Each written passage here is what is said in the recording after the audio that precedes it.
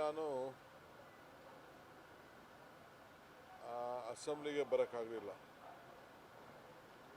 ನೇರವಾಗಿ ನಾನು ನಮ್ಮ ಕಾಂಗ್ರೆಸ್ ಅಧ್ಯಕ್ಷರು ದೆಹಲಿಯಿಂದ ನೇರವಾಗಿ ದಾವಣಗೆರೆಗೆ ಹೋಗಬೇಕಾಯಿತು. ಅಸೆಂಬ್ಲಿಯಲ್ಲಿ ಅವರ ಸಾನು ಶಿವಶಂಕರಪ್ಪ ಒಬ್ಬ ಹಿರಿಯ ರಾಜಕಾರಣಿ, 95 ವರ್ಷ ತುಂಬ ಜೀವನವನ್ನು ನಡೆಸಿ 3 ತಿಂಗಳವರೆಗೂ ಕೂಡ ನಮ್ಮ ಜೊತೆ ಭಾಳ ಲವಲವಿಕೆಯಿಂದ ಅನೇಕ ಮಾರ್ಗದರ್ಶನವನ್ನು ಕೊಟ್ಕೊಂಡು ಬರ್ತಾಯಿದ್ರು. ಅಜಾತಶತ್ರು ಮಧ್ಯಭಾಗ ದಾವಣಗೆರೆಗೆ ಹೊಸ ಒಂದು ರೂಪವನ್ನು ಕೊಟ್ಟಂಥವ್ರು. ಶಿಕ್ಷಣ ಕ್ಷೇತ್ರಕ್ಕೆ ಒಂದು ಮಧ್ಯಭಾಗದ ಜಿಲ್ಲೆಗೆ ತಂದೆ ಆದಂಥ ಒಂದು ಕೊಡುಗೆಯನ್ನು ಕೊಟ್ಟು ಉದ್ಯಮಿ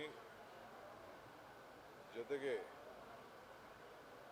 ಅಜಾತ ಶತ್ರು ಜೊತೆಗೆ ಎಲ್ಲ ವರ್ಗದ ಜನರು ಕೂಡ ಒಂದು ದೊಡ್ಡ ಕೊಡುಗೈ ದಾನಿಯಾಗಿ ಸೇವೆಯನ್ನು ಮಾಡ್ಕೊಂಡು ಬಂದರು. ನಾನಂತೂ ವಿಶೇಷವಾಗಿ ಅವರ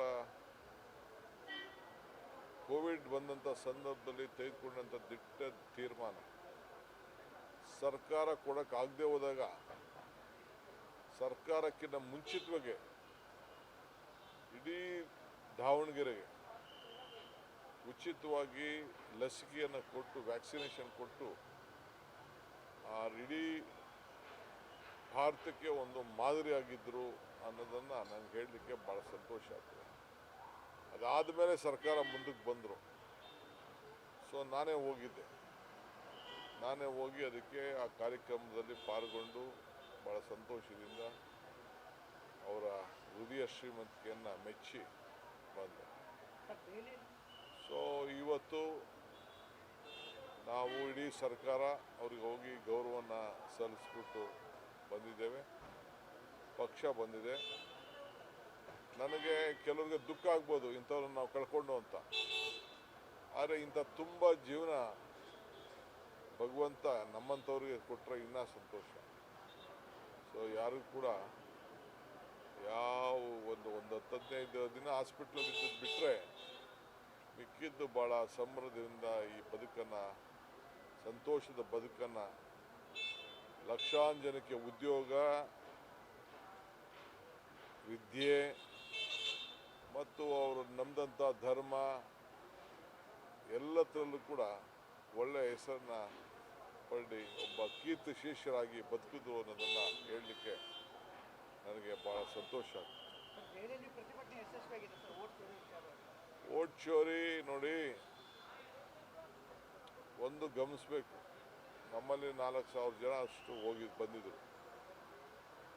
ಎಲ್ಲ ಒಬ್ಬರು ಬರಬೇಕಾದ್ರೆ 4 ಟ್ರೈನಲ್ಲಿ ಇರೋರು ಒಂದು 10-15 ಸಾವಿರ ಖರ್ಚು ಮಾಡ್ಬೋದು, 20 ಸಾವಿರ ಮಾಡ್ಬೋದು.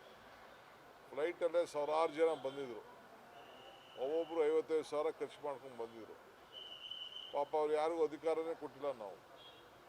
ಆದರೂ ಈ ದೇಶದ ಪ್ರಜಾಪ್ರಭುತ್ವ ಉಳಿಸ್ಬೇಕು, ಆಗ್ತಾರ ಅನ್ಯಾಯ ತಡಿಬೇಕು ಅಂತೇಳಿ ಭಾಳ ಆಸಕ್ತಿಯಿಂದ ಬಂದು ಆ ಕೂಗನ್ನು ವ್ಯಕ್ತಪಡಿಸಿ ರಾಹುಲ್ ಗಾಂಧಿಯವರ ಮುಖಂಡತ್ವ, ಖರ್ಗೆ ಸಾಹೇಬರ ನಾಯಕತ್ವಕ್ಕೆ ಬೆಂಬಲವನ್ನು ಕೊಟ್ಟಿದ್ದು ಬಹುಶಃ ಇಡೀ ದೇಶಕ್ಕೆ ಒಂದು ಸಂದೇಶವನ್ನು ಕೊಟ್ಟಿದೆ. ಪ್ರಿಯಾಂಕಾ ಗಾಂಧಿಯವರು ಮತ್ತೆ ಬ್ಯಾಲೆಟ್ಗೆ ಹೋಗಬೇಕು, ಅದರ ಮುಖಾಂತರ ಎಲೆಕ್ಷನ್ ನಡೆಸಿ ಆಮೇಲೆ ಗೊತ್ತಾಗ್ತದೆ ಅಂತ ಕೂಡ ಸಂದೇಶವನ್ನು ಕೊಟ್ಟಿದ್ದಾರೆ. ಹಂಗೆ ಭಾಳ ಯಶಸ್ವಿ ಆಯಿತು.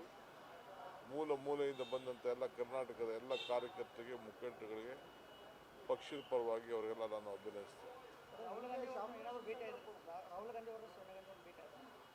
ನೋಡಿದ್ರ ನೀವೇ ಎಲ್ಲ ಭಾವಚಿತ್ರಗಳು, ಫೋಟೋಗಳು, ಕುಶಲ ವಿಚಾರಿಸೋದು ಎಲ್ಲ ನೋಡಿದ್ರು.